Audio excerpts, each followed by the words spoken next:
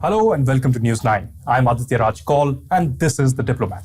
India and Malta have had friendly relations for last many decades with a common heritage of struggle for independence. In fact, India was one of the first countries to recognize Malta in 1964 and soon after in 1965 to develop the diplomatic relations with Malta as well.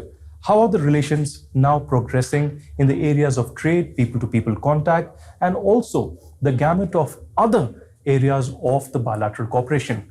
Joining me in this special show is the High Commissioner of Malta to India. I want to begin by asking you about your experience in India. You spent more than 4 years already, perhaps one of the longest that an ambassador really has had here, High Commissioner.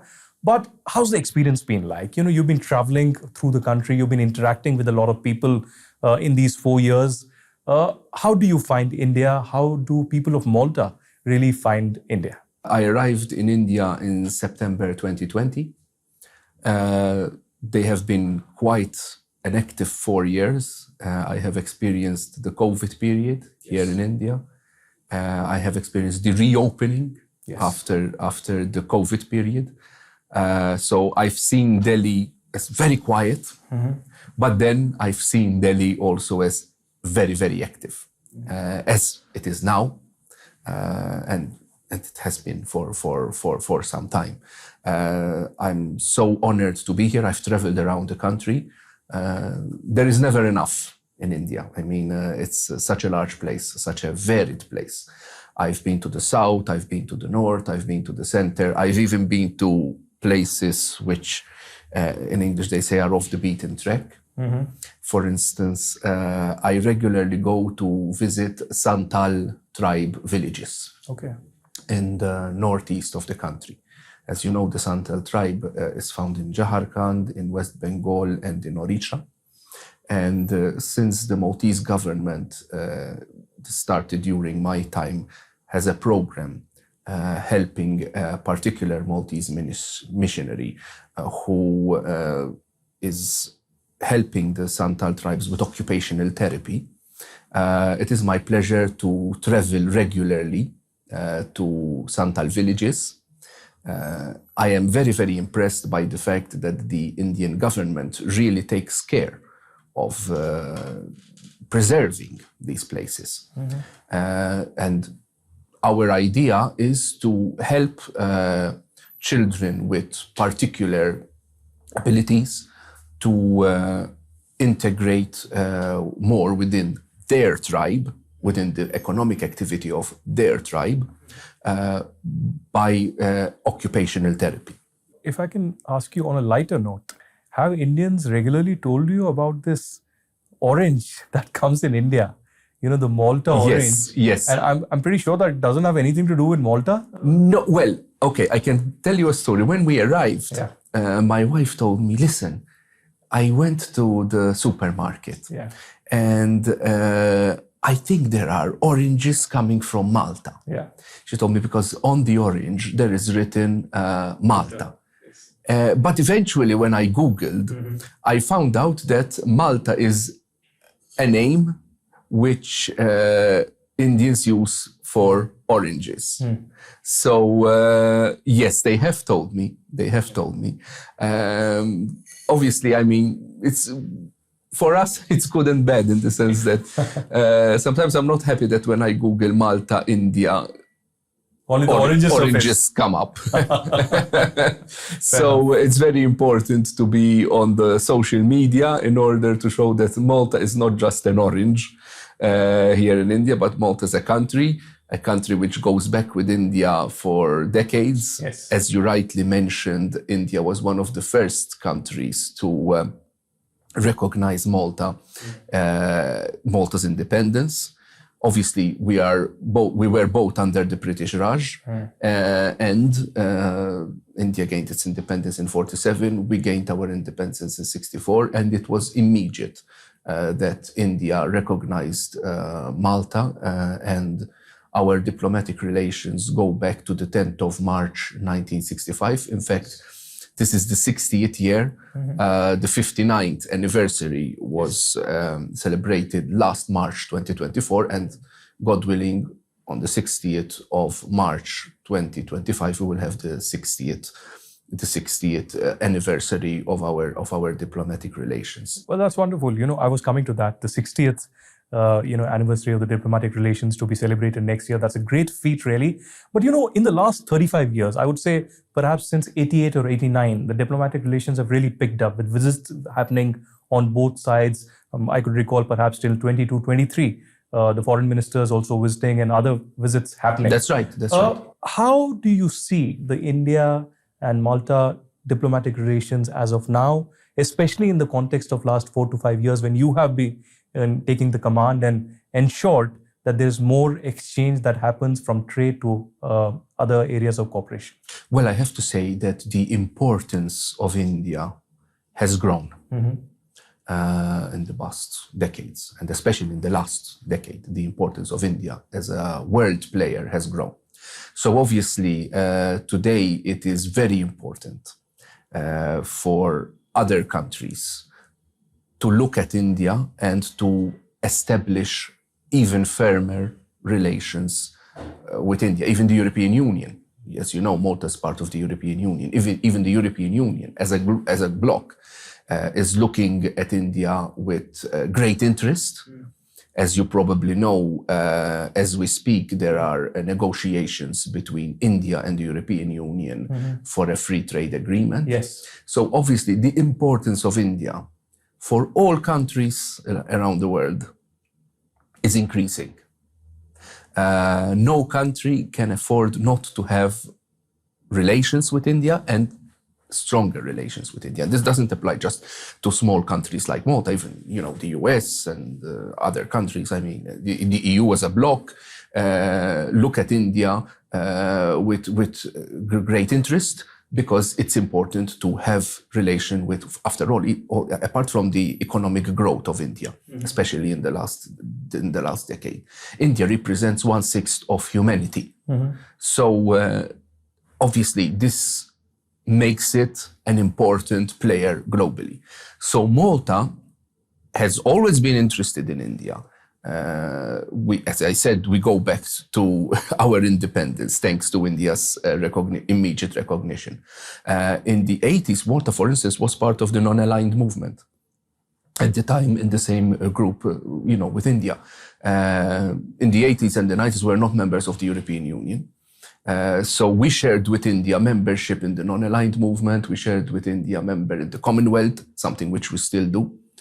Today, obviously, we are proud members of the European Union, but we haven't forgotten that we have shared memberships with India when, much before, we were members of the European Union. There are also similarities, for instance, the language. English is an official language. In Malta, we have our own language, Maltese language, but English is an official language as well. Here in India, English is very, very widely spoken. Sometimes it is a connecting factor, also taking into account that there are a number of languages here in India. And obviously, the fact that most Maltese speak English and most Indian people speak English, that makes Malta attractive to India, especially if it wants to take a step in a European Union country, because the European Union, as you know, is a group of countries. Once you're in one, you're in the EU. And once you operate in one, then you can have the freedom to operate in others. So something which Malta is interested in is to make Malta attractive for more Indian companies. You mentioned pharmaceuticals. I can mention our interest now in IT, in the production of microchips, semiconductors, etc., etc. So we are interested in having more of these companies. We already have a lot of pharmaceutical companies, Indian, in Malta. We are now also interested in hosting IT companies, microchip producing companies, semiconductor companies, etc., etc. Because once you produce in Malta, you can sell your products all around the European Union market. Yes. And that is why we already have, for instance, 112 Indian companies operating in Malta. Obviously, they're not just operating for the Maltese market, which is limited. I mean, we are the smallest population in the European Union, 500,000. But through operating in Malta, which is easy to operate in due to the language, we even drive on the same side as Indians drive. So obviously coming to Malta for Indians will make it feel more comfortable, possibly, than going to other European Union countries where English may not be that widely spoken. Even like our education system is based on the British system. Same applies to a certain extent here in India. So obviously that also makes it easy for Indians to operate in Malta and even to settle in Malta. And mentioning this, I would like to mention that in the past decade, but especially after COVID, we had a large influx of Indian workers in Malta who were very much required in all fields of the economy: hospitality, nursing, trades, digital, computing, etc., you name it. So today, Indian nationals are present in almost all economic activities in Malta. And what would be the strength of the Indian diaspora in Malta right now? You mean the number? The number, I think, would be around 12,000. I see. Which, if you think that Malta is 500,000, that is quite a number. That's quite a number. That's Indeed. quite a number. But overall, if I can ask you, High Commissioner, you mentioned about pharmaceuticals and the IT sector and also interest in semiconductors, etc., perhaps startups as well. But overall, how's the trade right now? What are the figures really telling you? And is it a slow and steady increase day by day? It is, in the sense that obviously, so at the moment, we have a number of Indian companies operating in Malta. Unfortunately, we do not have a lot of Maltese companies operating here. That is something which I believe we should push for, right? Although it's not easy. Due to the fact that the Indian economy is so large that when you're coming from a small country where you have small companies, we have, in Malta, the largest companies may be medium companies everywhere else in the EU and even in India. So obviously the risk appetite of these countries, or of these companies, is not that big. And also, we are currently waiting for the conclusion of the EU-India FTA. As you know, free trade agreement, as you know, European Union countries cannot negotiate a free trade agreement with other countries. So once you're a member of the European Union, you cannot have a free trade agreement, say, with India or with Australia. It is the European Union which signs such a free trade agreement, which will then cover all the member countries. So at the moment, as I previously mentioned, there are negotiations going on. I believe as we speak, it's the ninth round has been concluded. Obviously, there will be other rounds. It's not easy because you're dealing with 27 countries. So it's not easy, and we know that India is a complex country as well. So in order to arrive for this free trade agreement, there has to be time and there has to be patience. But once we will have this agreement, I think it will be literally worth its weight in gold. A new beginning. And that could also help in convincing Maltese companies to come and invest in India. As I said, there are already a number of Indian companies, and we hope to have more. Indian companies, obviously, given that Malta is small, they feel possibly more comfortable in investing in Malta than the other way around, in the sense that obviously a relatively small Maltese company put in the large sea of the Indian economy may be a bit wary of that, but we're hoping on that. Incidentally, during my time, we started importing Maltese products for the first time here in India, a Maltese beer by the name of Chisk. At the moment, which goes back to 1928. It started being produced in Malta in 1928, when both Malta and India were part of the British Raj. In 2022, the first container arrived here in India. This beer is very, very well known in Malta, both its alcoholic version and recently its non-alcoholic version. Here in India, at the moment, it's only the non-alcoholic version which is being imported. Mm-hmm.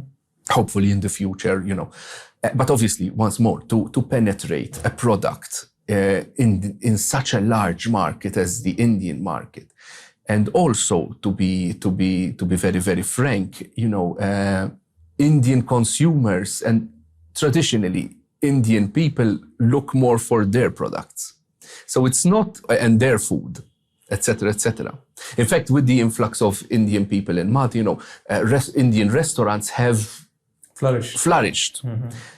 Which goes to show that Indian people look a lot for their own food, their own products. Yeah.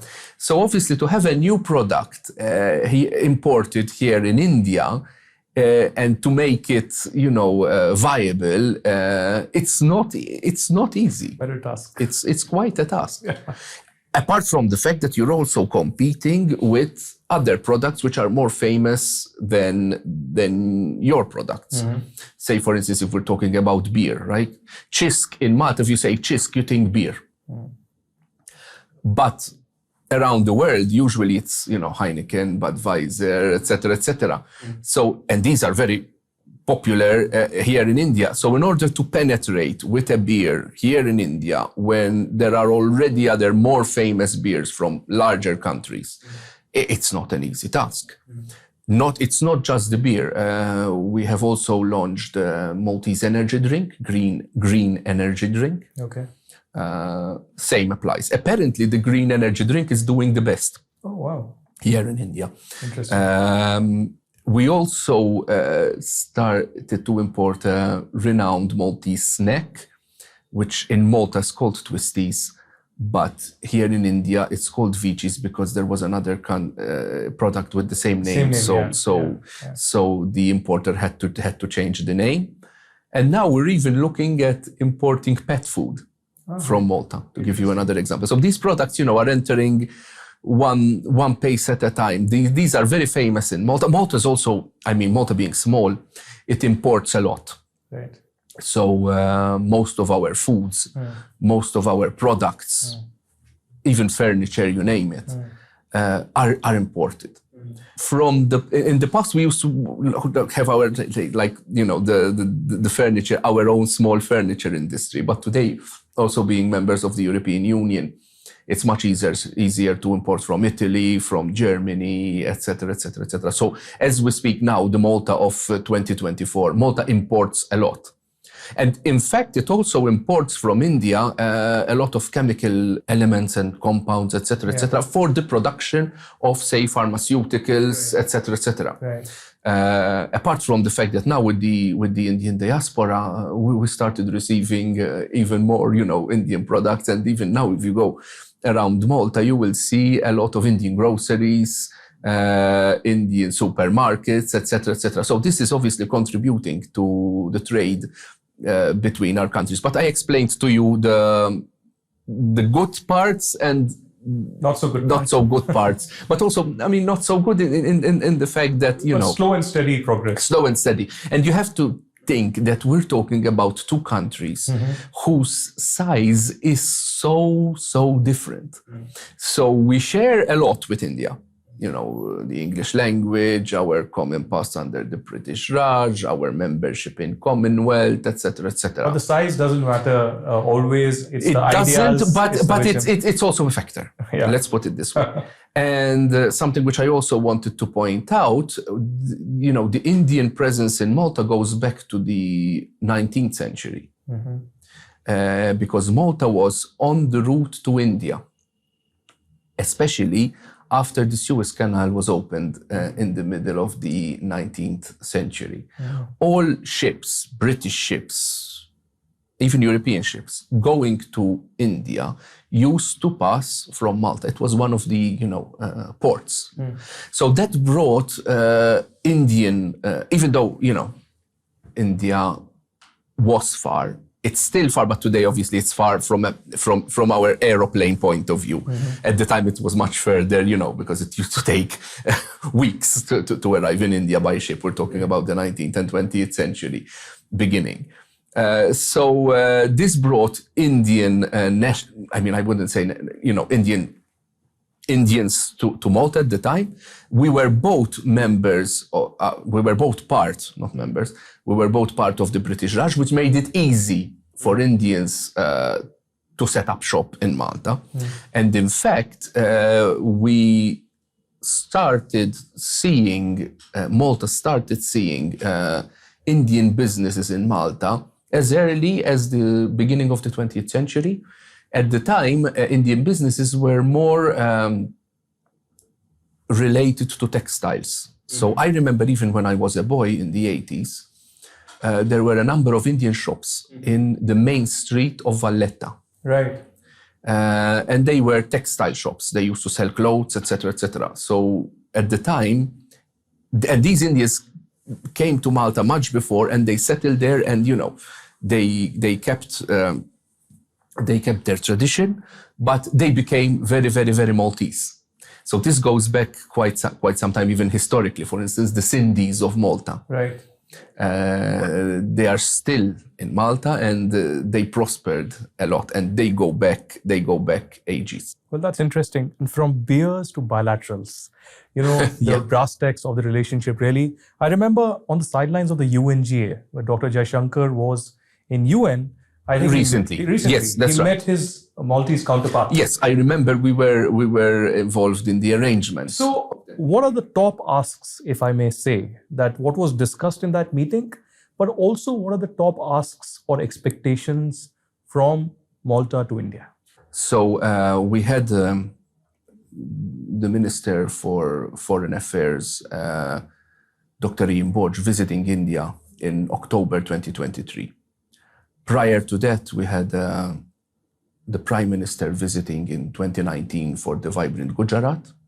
And even prior to that, we had a very successful Foreign Minister visit. At that time, the minister was Carmelo Abela in 2018. So the visits from the Maltese side were relatively frequent. We were also happy to host Minister of State Meenakshi Lehi in 2022. We're obviously hopeful that we will have more visits from India on our side. So from our end, as I just explained, we had a number of very, very high level visits. Now, to go back to the meeting between Minister Jaishankar and Minister Borch in New York, first of all, it was a great success that it happened, because, we usually, and especially ministers like Minister Jaishankar, who is most sought after by a lot of countries, given the importance of India, we were very, very happy that Minister Jaishankar found time to meet with our minister. And we're obviously happy also that our minister found the time, because it's very important. So basically, they discussed the way forward. They discussed pending agreements, etc. We already have a number of agreements with India. They discussed the pending agreements, and once more, they discussed the possibility of future visits, both from the Maltese end and also from the Indian end. Obviously, I cannot enter into the specifics of what was discussed in the meeting.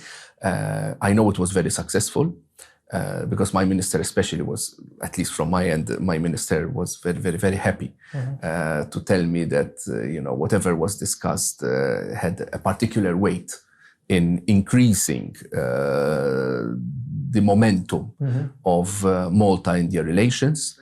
And obviously, we're hoping that because of this meeting, we will be having more visits of Maltese ministers here and the other way around. Well, in diplomacy, success is what matters really, But High Commissioner, I want to also ask you about Malta being the non-permanent member of the UNSC.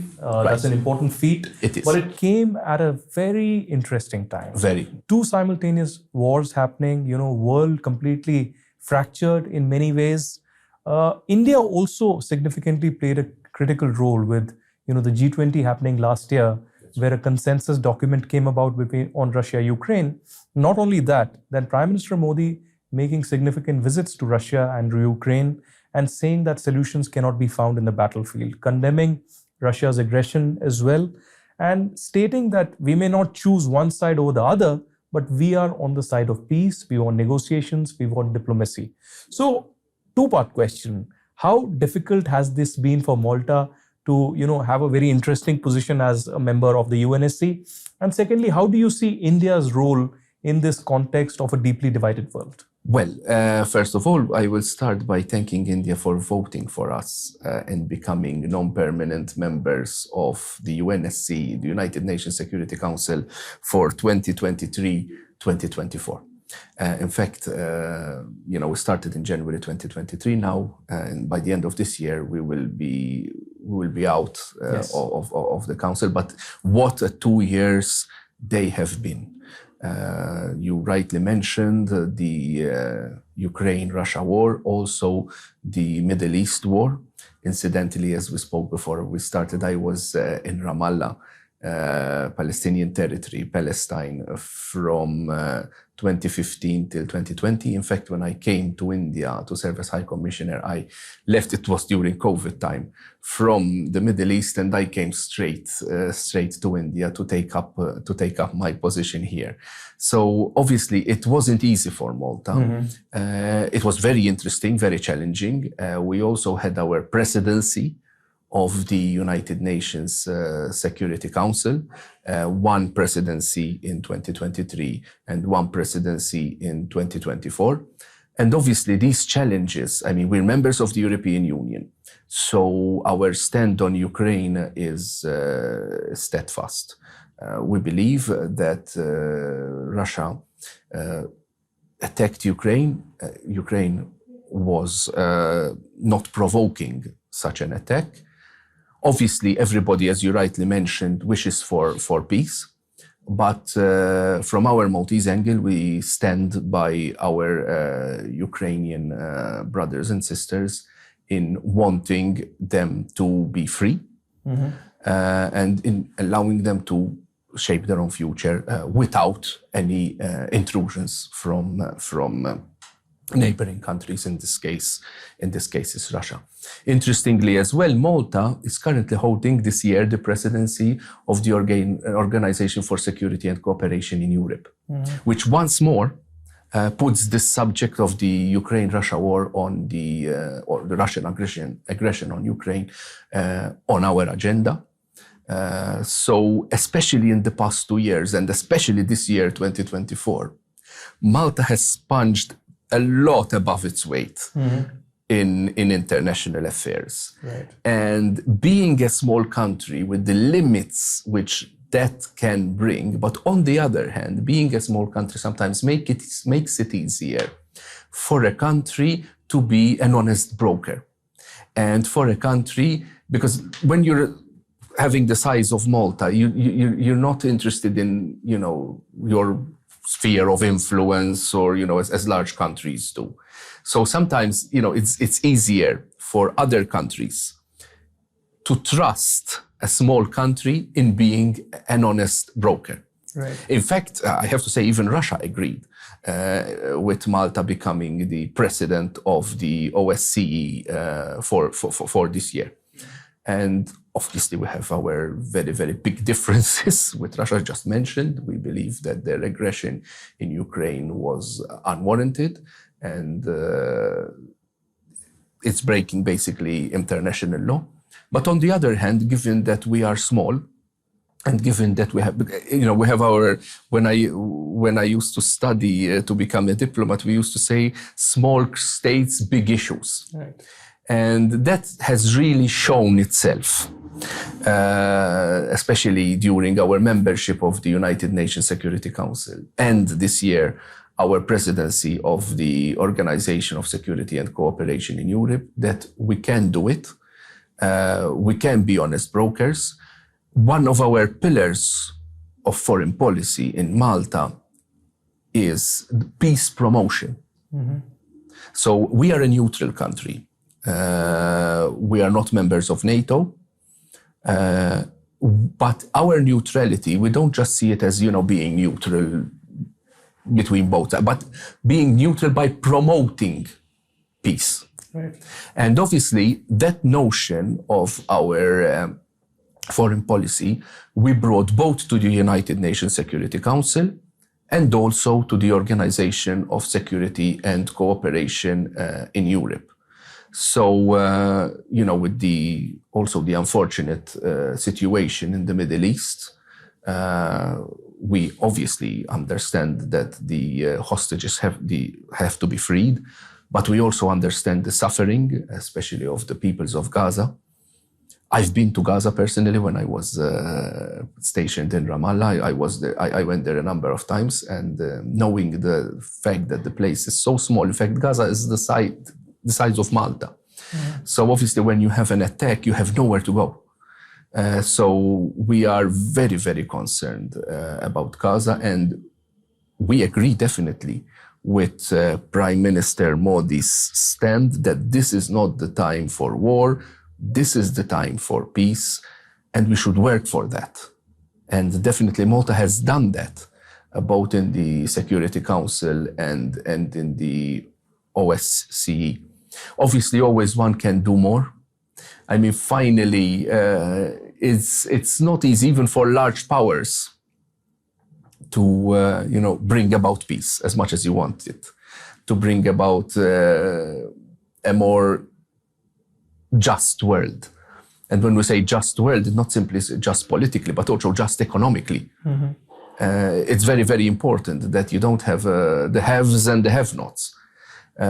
So obviously that is not easy, not even for superpowers, let alone for a country like Malta. But as I said, small countries, big issues.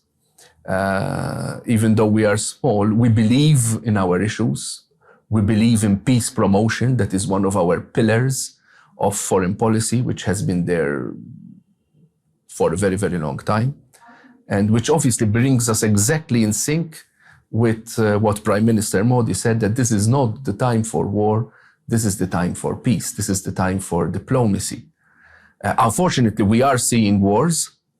We do not know, both in the case of the Russian aggression on Ukraine and also in the case of the war in the Middle East, how they will end. We have to be careful that international law is adhered to. If I can intervene, do you think the Trump presidency, briefly, if I can ask you, the Trump presidency will turn the tide in many ways? Because if you study the data in many ways, you could perhaps be critical to Trump, you could be critical to Biden or Obama, but during the Trump's time, we did not exactly see, we might have seen aggressive posturing, but no wars or significant conflicts really taking place. In fact, he turned the tables towards some kind of a peace and disengagement in Afghanistan. So do we see the tide turning, if not immediately, then perhaps in the next few months with Trump?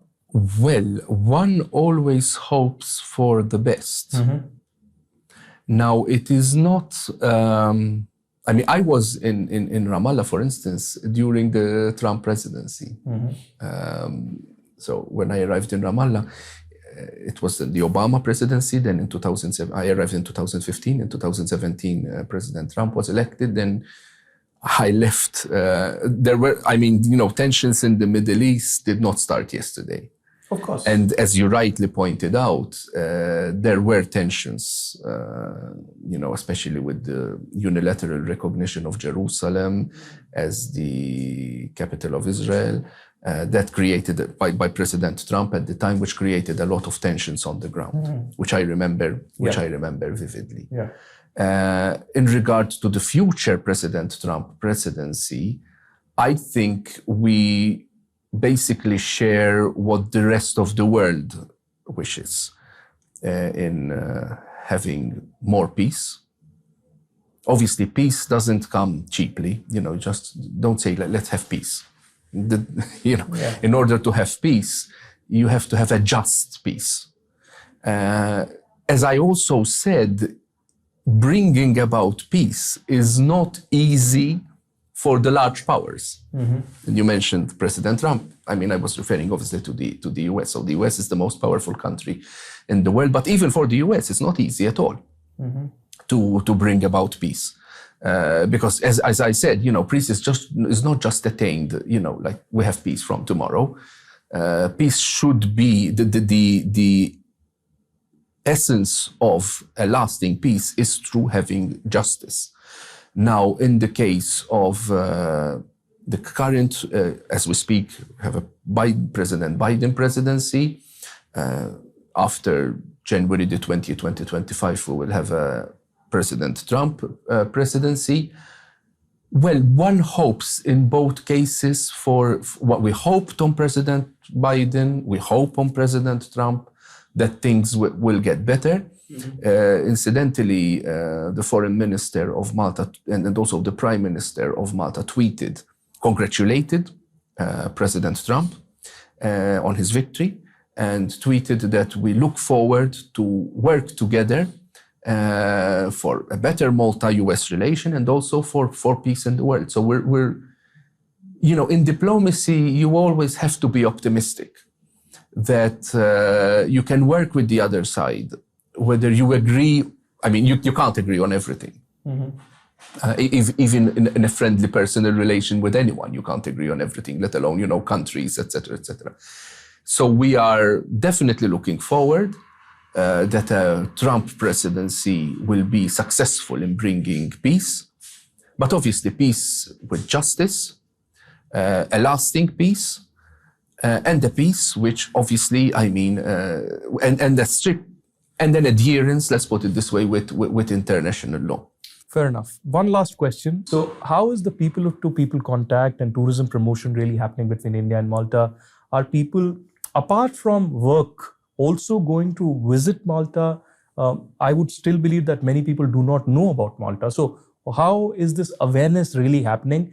And also, are there any external agencies or stakeholders that are playing a role? For instance, an easier visa regime or the VFS for that matter. So what's happening in that regard? All right. So first and foremost, tourism and peace go together. Yes. You don't have tourists going to places where there is war. Yes.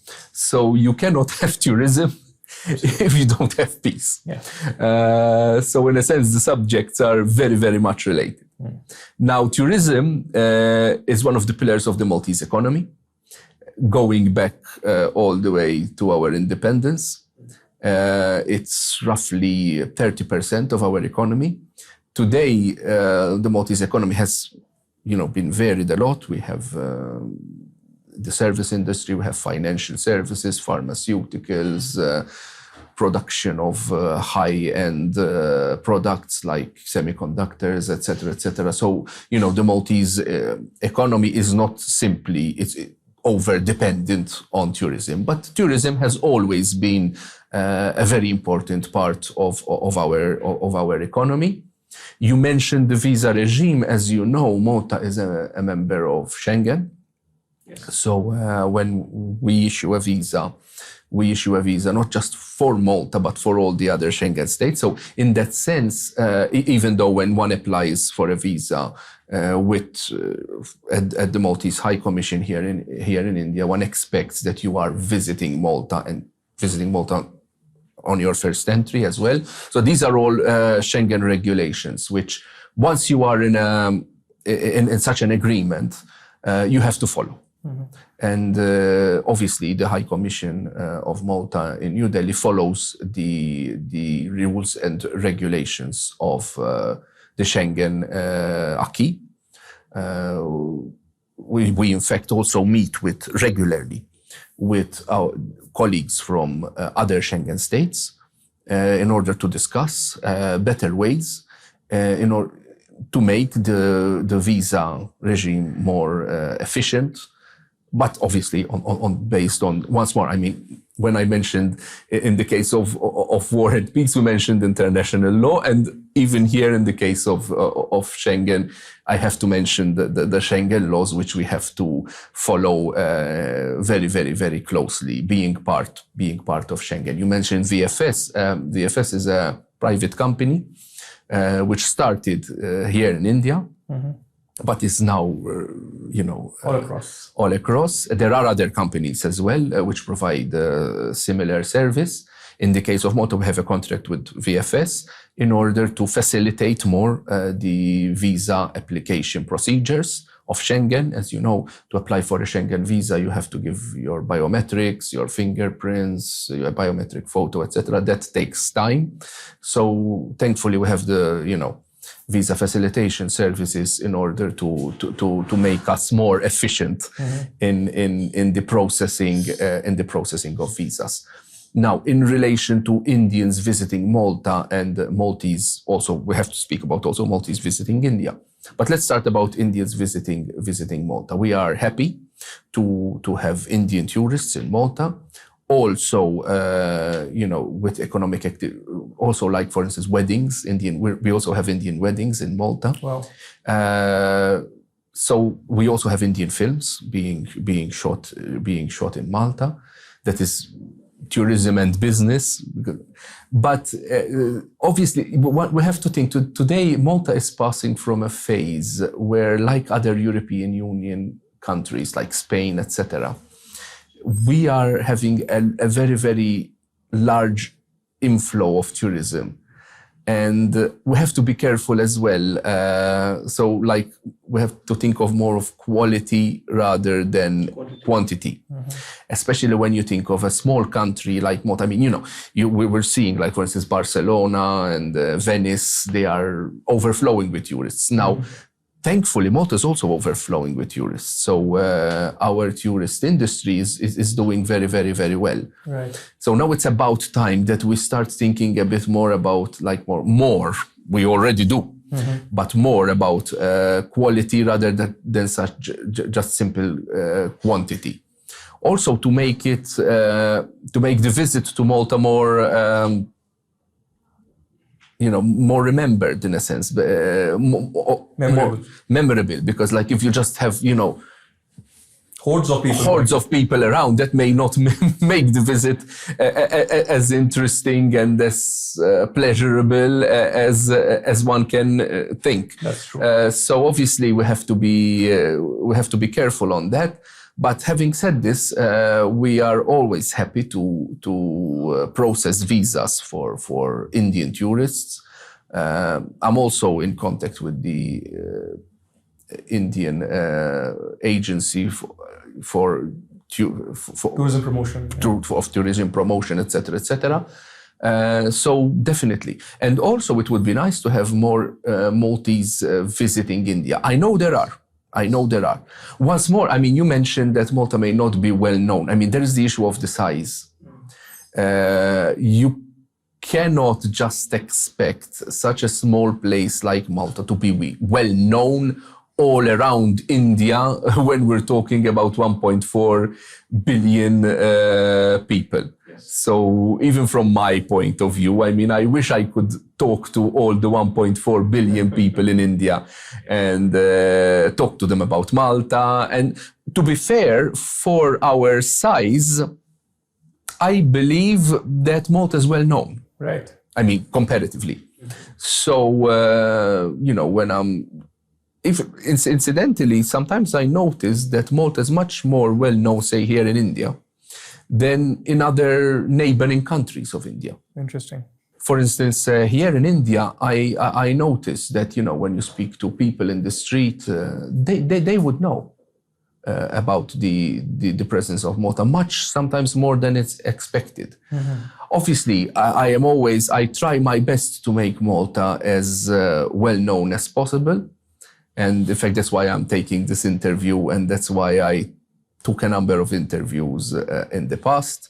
Also, we try to organize receptions and talks. For instance, now I'm organizing a lot of talks on the 60th anniversary of Malta-India relations. Wow. In order to, speaking to universities, speaking to agencies, speaking to think tanks, etc., etc.